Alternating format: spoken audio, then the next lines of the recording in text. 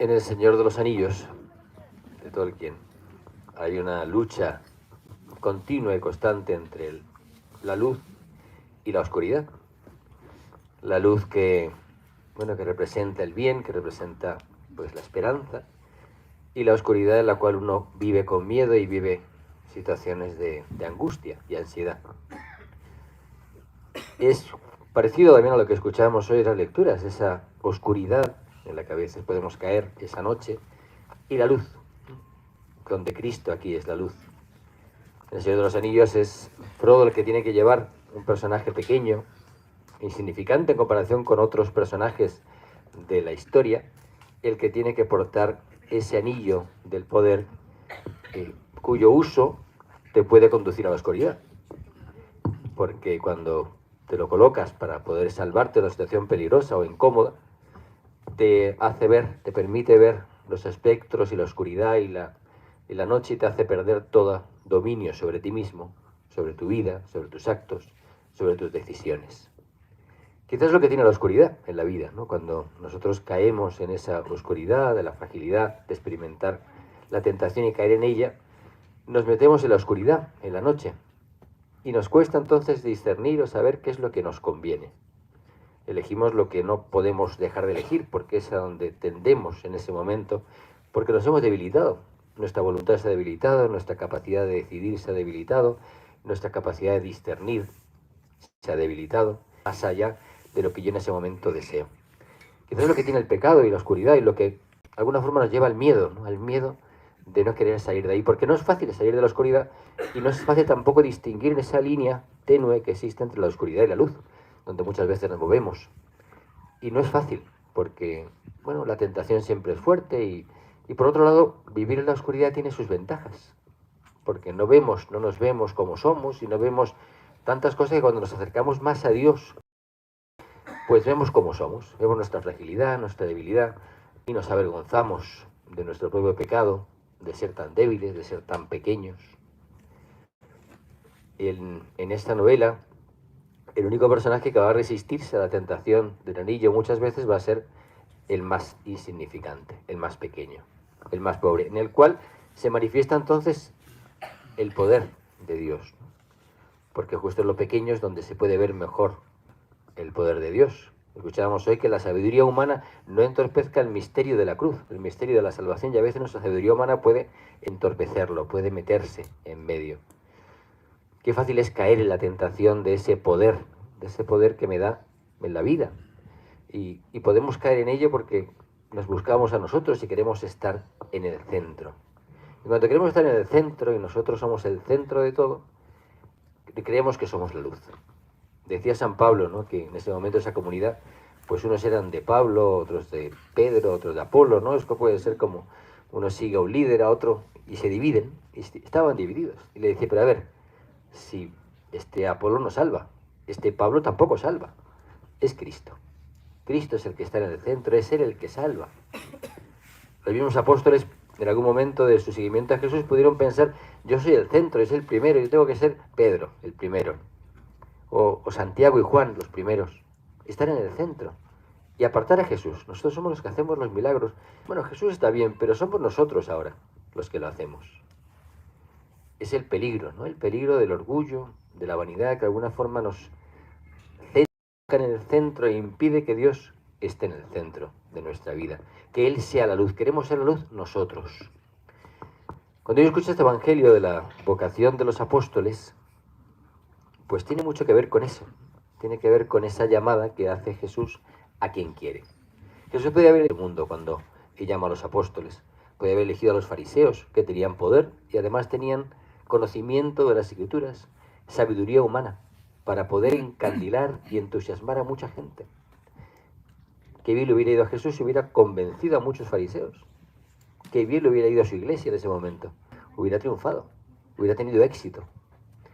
Pero curiosamente Jesús no eligió a los fariseos, tampoco eligió a otros poderosos de ese mundo, de ese momento, con dinero, con poder, ni a los romanos, que eran paganos. Podía haberlos elegido y haberlos convertido, pero no.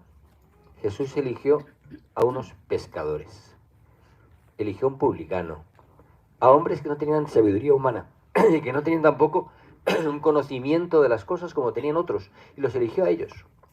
Eligió a los hombres que estaban pescando y que no sabían muy bien nada de las escrituras, o no tenían tanto conocimiento profundo, y los eligió porque quiso. Los llamó. Y no solamente los llamó, sino que apareció en sus vidas cuando ellos no lo buscaban. Y les dijo, dejen de ser pescadores para ser pescadores de hombres. ¿Para qué? Si lo que sabían hacer era pescar. ¿Para qué? Si lo que sabía hacer Mateo era contar dinero y pedir dinero y cobrar. ¿Para qué? Si lo que sabían hacer otros eran cosas diferentes. Y sin embargo los llama, los saca de lo que saben hacer para hacer algo que no saben hacer. Como era predicar, como era hacer, como era curar, como era anunciar el reino. Y les pide algo que no saben hacer. Esa es la paradoja muchas veces de la vida del cristiano y la vida de la vocación sacerdotal o religiosa, que te llama, manda a hacer algo que tú no sabes hacer. ¿Y para qué? Pudiendo elegir a otros que pudieran hacerlo mejor. ¿Para qué? Porque la sabiduría humana quizás no es lo importante, lo que no quiere Jesús. Lo que quiere Jesús es elegir, como elegí la película, la novela, al más pequeño, a los pequeños. Los llama para ser luz. Y nosotros cuando en la iglesia pensamos que la iglesia va a triunfar cada vez que tenga más poder, nos equivocamos. O cada vez que tengamos más medios nos equivocamos, porque sigue eligiendo a los pequeños Frodos, que somos nosotros que estamos aquí, para ser luz. Y nos sigue mandando sin luz para que iluminemos. Y nos dice, no te preocupes, te lleva tu vela apagada, que en algún momento te la voy a aprender. Y tú confías en que va a ser así, porque tu vela está apagada. Porque no tienes la sabiduría humana, porque no tienes la capacidad humana. Y nos siguen mandando a nosotros, que no somos capaces de convencer a nadie. Y muchas veces lo intentamos y pensamos a ver si se convierte esta persona que es carismática y que tiene muchos seguidores en YouTube o en Instagram, y este va a triunfar. Va a conseguir que la evangelización llegue a miles, a cientos, y conseguiremos entonces que todas las leyes sean católicas, como Dios manda. Y entonces nos decepcionamos cada vez que no es así. Nos frustramos cada vez que vemos que la oscuridad es más fuerte a nuestro alrededor. Cada vez que en nuestra vida la oscuridad es más fuerte nos decepcionamos. Y cada vez que pecamos sentimos, es que soy un pecador, me tengo que ir de la iglesia. Pero si la iglesia es para los pecadores, para eso surgió. Y Cristo vino para llamar a los pecadores. Y decía él, he venido como el médico que viene a sanar a los enfermos, a curar a los que están enfermos, a sanar a los que están perdidos. He venido a eso. Y Dios sigue obrando hoy milagros en los corazones de los hombres que no vemos. Y nosotros dejamos llevar por las noticias, por la prensa, por lo que luce, por lo que brilla, por una luz que no es verdadera. Porque la verdadera luz es la que brilla en el corazón del hombre. La verdadera luz es la que brilla en nosotros cuando nos dejamos transformar por Dios y hacemos caso a esa palabra que dice, conviértete. Deja que la luz penetre en tu corazón, deja que la luz penetre en esas capas más íntimas de ti donde hay oscuridad, porque nos cuesta mucho dejar la oscuridad, porque nos da miedo enfrentarnos a esa luz, porque a veces preferimos seguir cómodos donde estamos y no queremos salir y arriesgarnos y comenzar un camino que está lleno de peligros, de tentaciones, de dificultades, pero porque Él nos pide que le sigamos, porque la vocación es eso, es ven a estar conmigo, sígueme. No le dijo a los discípulos, a partir de ahora los dejo solos, no, ven a estar conmigo. Ven a caminar conmigo, es lo que nos dice Dios. Es lo que nos dice Jesús a cada uno, ven a estar conmigo. Y eso nos da tranquilidad, porque donde está Él hay luz. Donde está Jesús hay luz, hay esperanza. Cuando está Él en el centro de mi vida hay más luz. Cuando estoy yo no, porque yo tiendo a apoderarme del anillo, de su poder, de lo que tiene de tentador, porque me gusta ese éxito, el triunfar en la vida, porque nos gusta, porque nos han enseñado desde pequeños que tenemos que ser los números uno, hacer los máster más importantes y conseguir el trabajo mejor pagado, trabajando menos, eso sí, pero el mejor pagado. Porque eso es lo que tiene más glamour y luz en las redes sociales.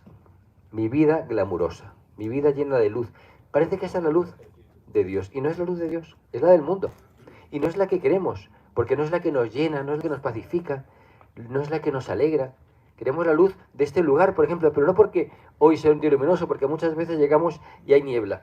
Pero no importa, sigue habiendo luz en el santuario, en María, en nuestro corazón. Y en nuestra vida muchas veces no habrá luz, estaremos tristes o apagados, pero si estamos en Cristo, seguirá habiendo luz en mi vida, en mi corazón. Y en muchas ocasiones, cuando no seamos capaces de hacer las cosas o las hagamos mal, será Él el que más brille en mí y el que más luz dé a otros. porque es justamente así como lo hace Dios.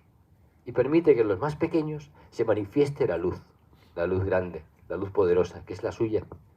Vamos a pedir al Señor que nos dé esa luz, porque cuando no tenemos luz, vivimos perdidos, vivimos con miedo, vivimos inseguros, vivimos buscando que los demás nos aseguren, y ahí no podemos.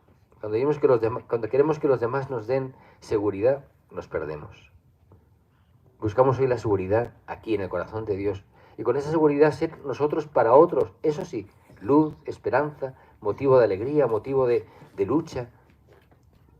¿Cuánto bien podemos hacer? ¿Cuánto bien, es verdad? ¿Cuánto bien cuando nos dejamos conducir por Dios? ¿Y cuánto mal cuando nos tienta el poder, cuando nos tienta el pecado, cuando nos tienta la oscuridad? ¿Cuánto bien y cuánto mal? Y todo el bien que hacemos, sabemos que Dios lo multiplica y lo hace infinito. Y también sabemos que todo el mal que hacemos alejamos a muchas personas de Dios y de la luz. Vamos a pedir al Señor hoy que nos utilice como sus instrumentos, que nos haga ver nuestra debilidad, que no nos avergoncemos de nuestra pequeñez. Al revés, es que Dios me quiere en mi pequeñez. Es que cuando Dios no sabe qué hacer conmigo, es cuando yo me siento Dios. Cuando yo me siento como Dios, no sabe qué hacer conmigo.